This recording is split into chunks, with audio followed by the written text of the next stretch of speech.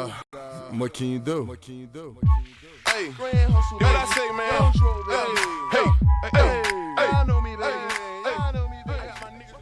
Hey, what is up, you guys? This is the Clown Prince. Today I'll be giving you my deck profile on my Ghostrick stun. It's a really annoying deck. It's really fun though. Pretty much you bring out the fiends, Majesty's Fiend and Majesty's Fiend, and let your opponent pretty much deal with it. So get right to the deck profile. You play 3 Vanity's Fiend.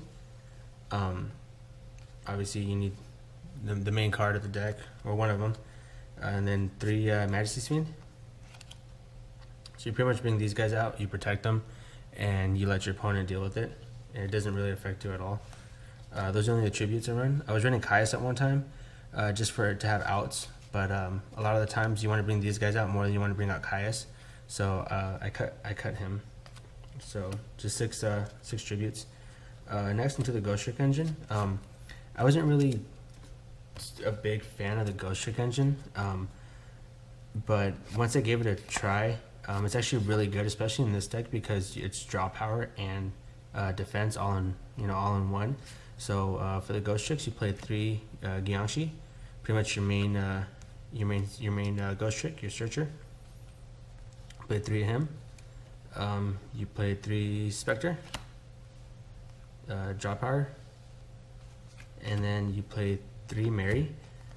I was running her at 2 one time, but the problem with this deck is that if you don't see the Ghostrick engine for protection or draw power, it kills you, and your opponent kills you really fast.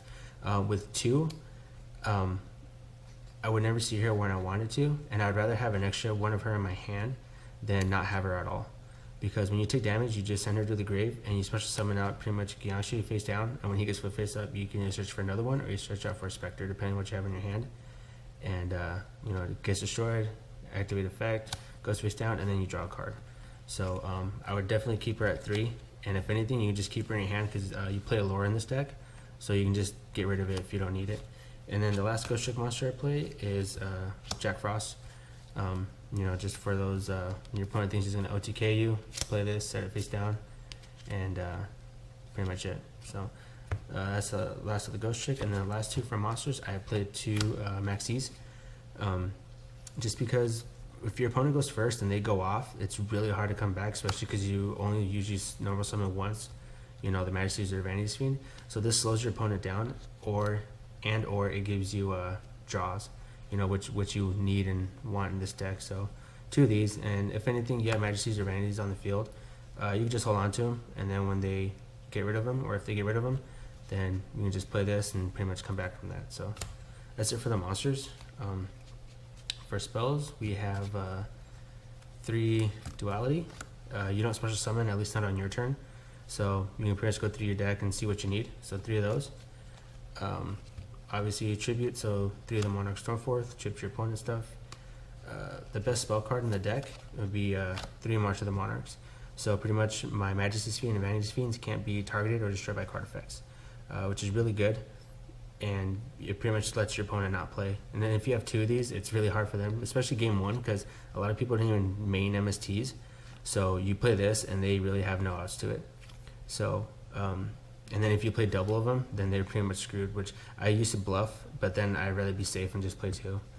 Because then a lot of times I would attack, and they would play Mirror Force or something, and then chain MST to it. So yeah, definitely need those. And for 2 outs, I play Supply Squad. This and the 3rd Mary is the last card that I actually added to this deck. This is just more draw power. If you have Ghostrick, right? Let's say your opponent attacks you. This is face down. They get over it.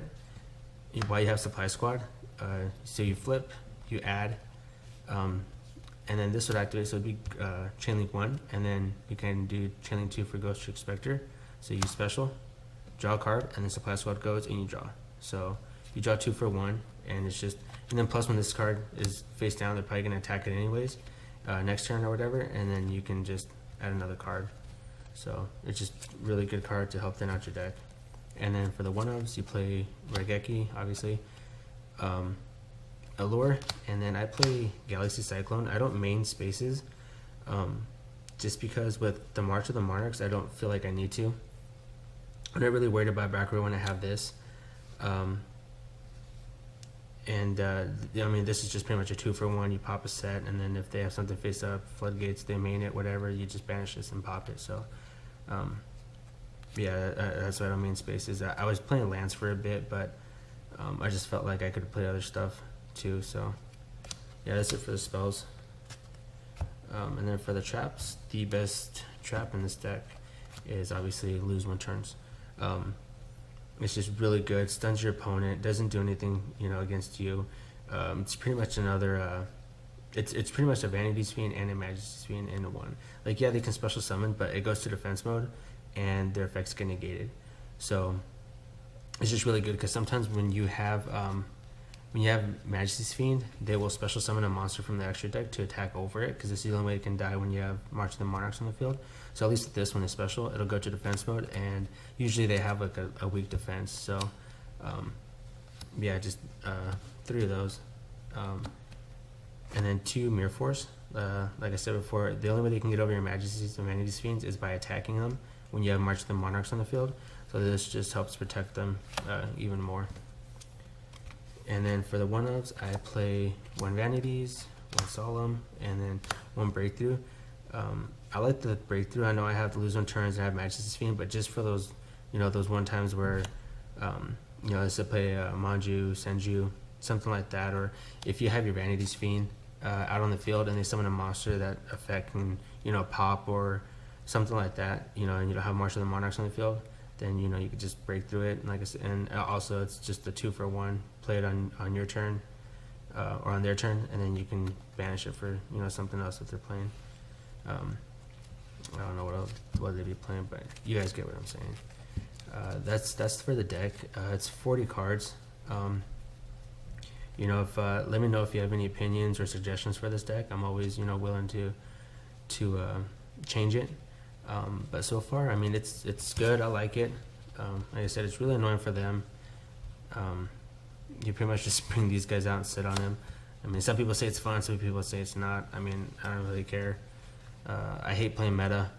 I like rather play something that plays that stuns them. So, I was playing the Senjus, didn't really like it. It was okay, but everybody that knows me knows that I love these guys. So, just pretty much you bring them out unless your opponent worry about it. So, for side and extra deck, you don't really need one. You don't go into it. Side deck just depends on where you're playing at, your locals, your regionals, whatever you want to, wherever you take this to if you're going to play it. The cards that do set in there for sure is, it's the Crush card. I don't mean it just because I feel like there's too many decks that can plus off of it, or it doesn't really affect. Like Necros, I play it just because it gets rid of all their stuff. Like BA and all that stuff, it doesn't really do anything against them. So I see it more as a side card. And then I think I side a couple Royal Decrees. And then obviously the spaces, for Cliff Wards and stuff. That's the one deck that gives this deck a hard time is Cliff Wards, just because your lose 1 turns have no effect on them. So that's instant, side out 3 cards for pretty much MST. And then plus, if they bring out towers, you have no out to it. I can't think of an out that's, obviously besides a warning, but, you can't tribute it, you can't do anything to it. So, games 2 and 3, you really want to bring out your, Cliff or Hate. So that's pretty much it. And obviously I'd probably do the 3rd Maxi just for other decks that spam out like crazy. But yeah, other than that, I hope you guys like the deck profile. Like I said, I'm open to suggestions. So yeah, just like, comment, and subscribe. See you guys.